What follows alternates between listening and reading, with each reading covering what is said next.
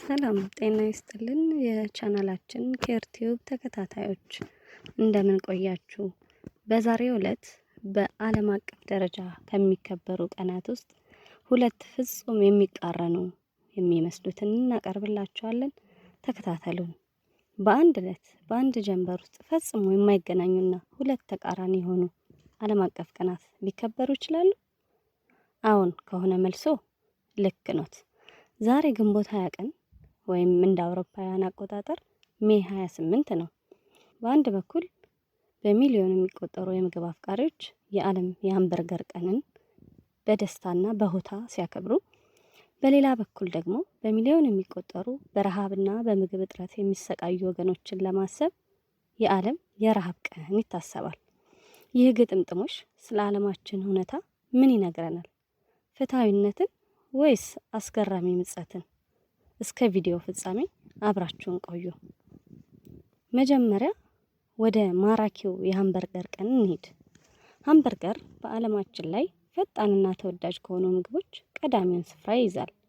በየዓመቱ ሜይ 28 ወይም ግንቦት 20 የዚህን ምግብ ታሪክ ለማውሳት እና አዳዲስ አዘገጃጀቶችን ለማስተዋወቅ በምግብ አፍቃሪዎች ዘንድ በድምቀት ይከበራል። ለምሳሌ በአሜሪካ ብቻ በአማካይ አንድ ሰው በአመት 150 ሃምበርገሮችን ይመገባል። በዓለም አቀፍ ደረጃ ደግሞ በቢሊዮን የሚቆጠሩ ዶላሮች ለዚህ ፈጣን ምግብ ፍጆታ ይወጣሉ። ምግብ ማግኘት መቻል፣ ምርጫ መኖር መታደል ነው። ነገር ግን ይህ የቅንጦትና የመትረፍረፍ ፍጆታ የዓለማችን ሌላኛውን ገጽታ ይሸፍነዋልን?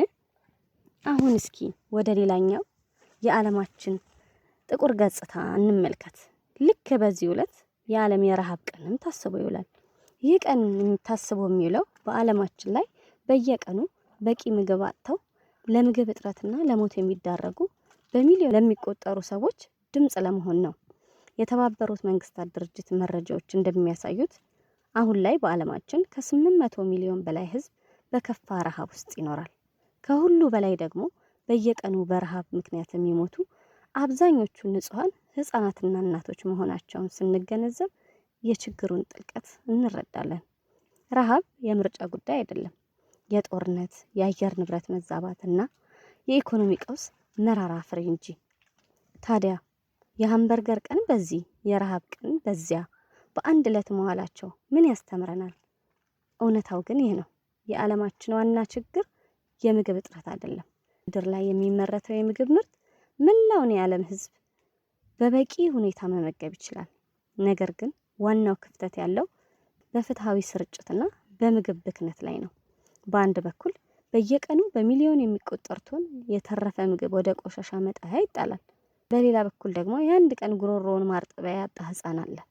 ይህ የዛሬው ወይም የሜይ 28 እና ግንቦት 20 አስገራሚ ግጥምጥሞሽ እኛ የምንመገበውን ምግብ በምናዘጋጅበት ጊዜ ስለ ብክነትና ስለ ተካፍሎ መብላት እንድናስብ የተደወለ ትልቅ የህሊና ደውል ነው።